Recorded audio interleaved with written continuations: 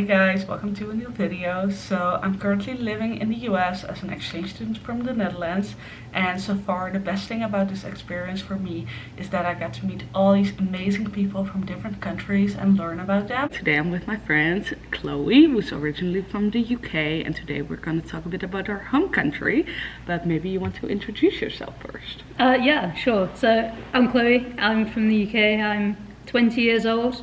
And I came here to study chemistry this year, so I don't know. We attend university together here.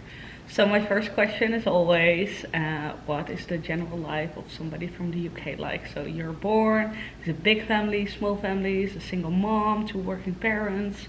Okay, yeah. I mean, for me personally, I had two working parents, two older brothers, quite a big family. But I know a lot of my friends have really small families. There's quite a large variety in like family life in the UK. My friend, she's got a single mum, and now she is a single mum. So it's like, it depends like from person to person, but yeah, personally, big family, happy family, yeah, working parents, working brothers. So you were born and then you stay at home, or are you like dropped somewhere? Like a nanny, oh, okay, yeah. No, my parents looked after me when I was a kid. And then you went to kindergarten, I guess, at some point, or just to primary school? No, so we call it nursery. So I went there when I was about 2 years old, and then we stopped primary school when we were 4. And then from the ages 4 to 10, we're in primary school, and then 11 till 16, we're in secondary school. And that's also like comparable to high school? Yeah. Okay. Yeah.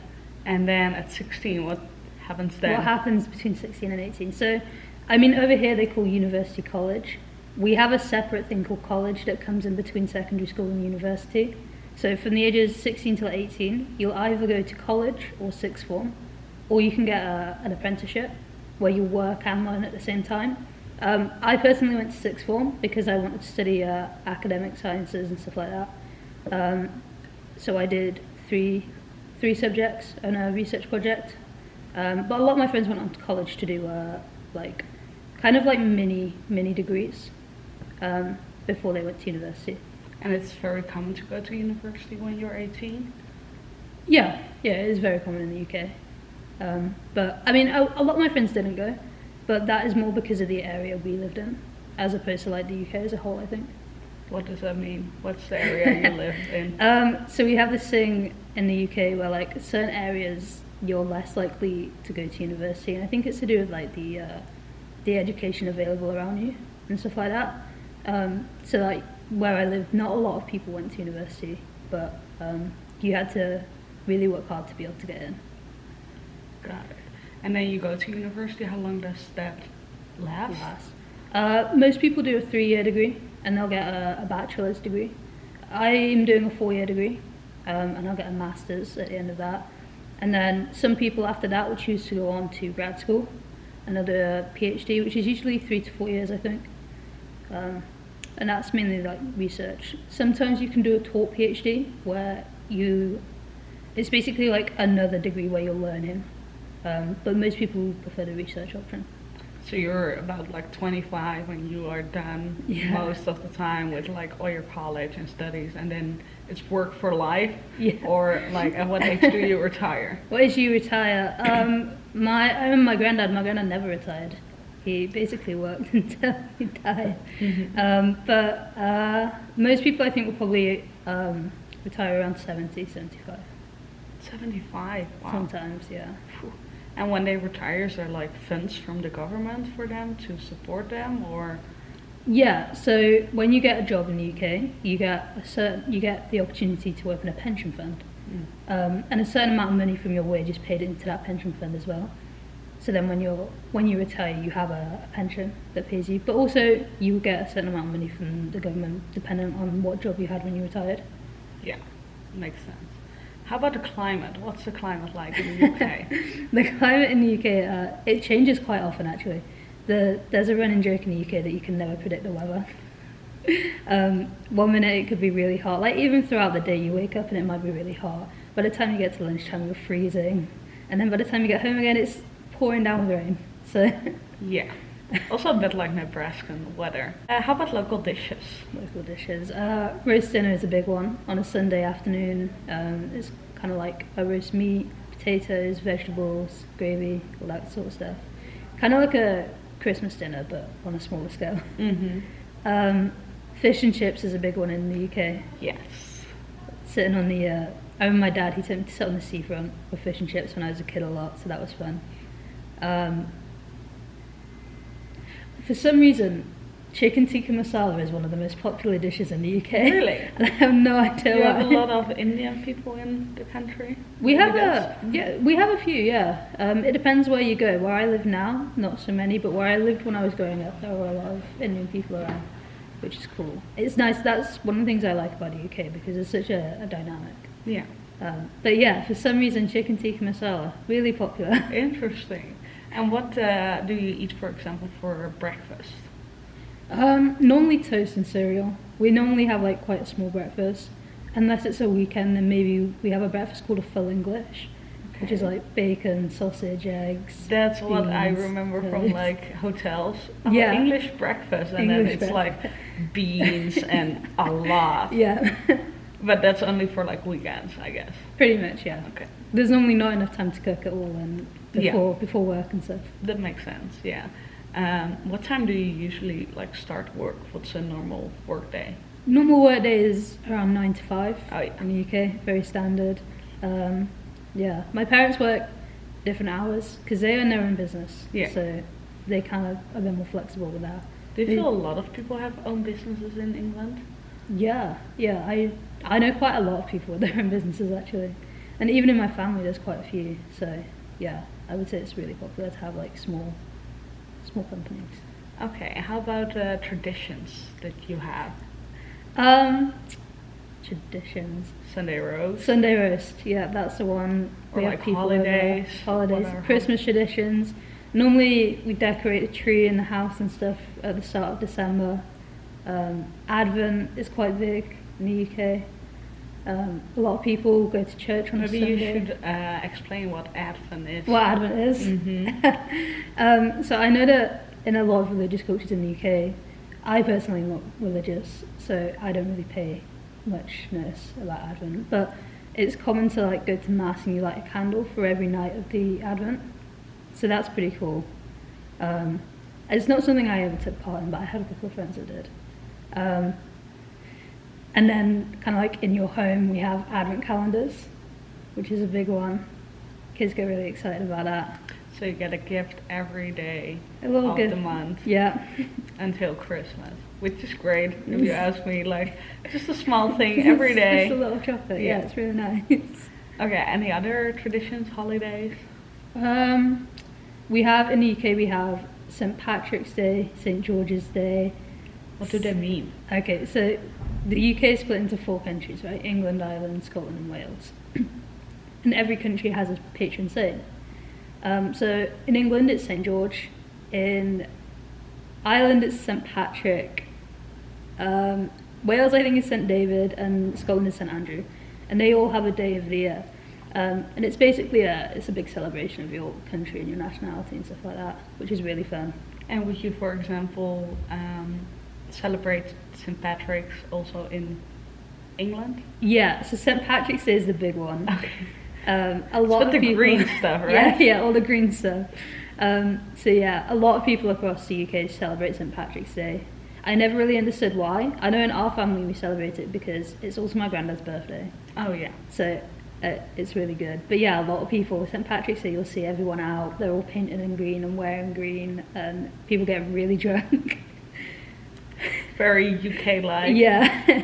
If you don't like rowdy people, then yeah, don't go outside on St. Patrick's Day. So it's just about going out, having like festives in the street. There Yeah. must be some street music or something. Yeah, and in Dublin, in Ireland, they have these like massive street celebrations with parades and stuff like that. It's really cool. Sounds really cool. I've seen it sometimes on the telly, but never experienced it myself, but it sounds really good. How does the school system work? So do you have like ABC or 1, 2, 3? So we used to have ABC, and then we moved it from grades 1 to 9. So A 9, if you get a 9, you're kind of like in the top 5% of the people taking that exam. An 8 is kind of equivalent to an A, 7, high B, low A. And then it's kind of overlap, so it's hard to equate it. But we moved from letters to numbers for some reason. I don't really know why. When do you pass? Like, at which number? 4. 4 is pass. Okay. So if you have a 3, then you need to do a retake or something? Yeah, pretty much. And what's like the average, you would say? Like, is it easy to get an 8 or a 9 or? No, I think our average is probably about 6. Okay, makes sense. And that's also based on like percentages of like. Yeah. Oh, okay. So okay. it's preliminary. It's based on percentages, but then if everyone did really, really bad, then it's weighted. Yeah. So like, say you got like 50%, but 50% was a top grade, that would be made a 9, and everything else would be shifted accordingly. Okay, so you must hope that everybody's doing bad, and then. Yeah. When you got to the US, what was like the biggest difference? Like, obviously you speak the language already, Yeah. but it's a different English. It's a different English, yeah. Sometimes like I say things and people are like, what do you mean? And I'm like, we're speaking the same language, come on. And I'm like, no, I've never heard that word in my life. Okay, so for example, they call it a sweatshirt over here. Yeah. We call it a jumper. Okay. So I said, I'm going to put a jumper on. And one of the guys I was talking to was like, what is a jumper? Yeah. You're not going to jump, right? And I was like, no, I just mean a sweater. Yeah. Interesting. And the drinking age is probably the biggest difference, right? Because I've been drinking legally since I was 18. A bit earlier than that, to be honest. And then like to come here, like they're so strict about it over here as well. I know in the UK we're probably not as strict on. And that's very big in checking your IDs. culture, I guess. Yeah. Yeah. Like the British like to party and drink. Yeah. I would say. Yeah. You can definitely handle alcohol. What are touristy things to do when you go to England, Great Britain, the UK, whatever? Yeah. Okay, I'd say the standard, everyone thinks it, London. Right, you've got Big Ben, the London Eye, Buckingham Palace. There's all sorts going on. It's the West End as well, like the musicals, if you're a fan of that. But if you're willing to kind of like venture outside of London, where I live in Cornwall, it's really pretty. We've got some amazing beaches if you want to go in the summer. Like cute little towns, like it's really nice. We've got Stonehenge. People always say Stonehenge. It's rocks in a field. I don't really understand it. But Whatever. rocks in a field. We drive past it and I'm like, Stonehenge. And then people are coming to visit that from all across the world to watch those stones. Yeah. Yeah. And I'm like, what? They're not moving. I think that's also when you are in a certain like area and you grow up there. For Yeah. example, in Amsterdam, I never went to the Heineken experience. Really? And other people, they are coming from like Australia and they visit that, and I'm like, I don't know. It's like you grow up in a place and then it's just normal, I guess, to see it. Yeah. Instead of seeing it as like, in your case, maybe like a world wonder that it's there. Yeah. So it's Yeah. definitely different, yeah. So when you got to the US, what's like something that shocked you, or Something was that everything shocked me. like, okay, I'm fine? Yeah. No. The taste of the chocolate here really shocked me. It's very, very different to European chocolate.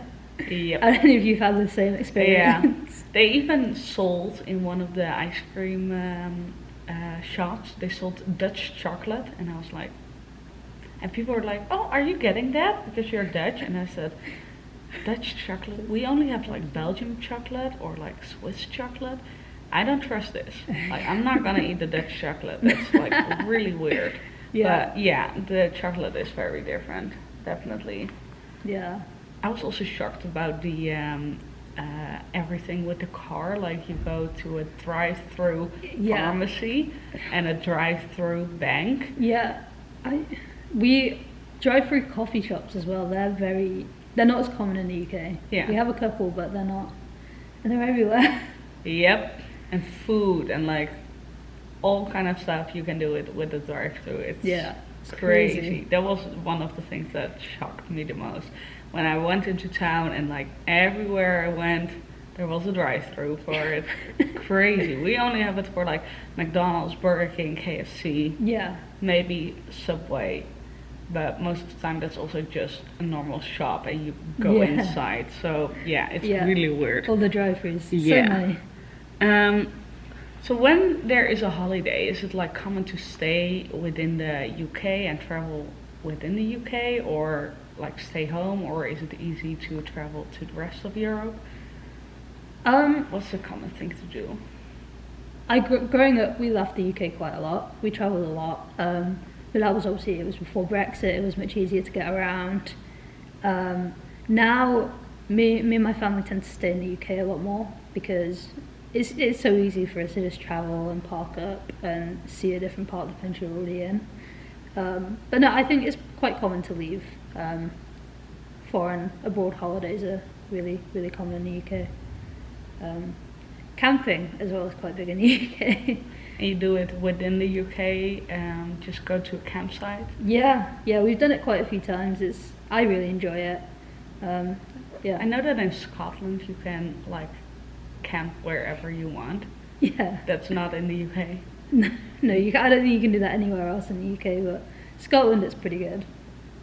I really want to visit Scotland. It's on my bucket list. Anyway, what has changed for you now with Brexit?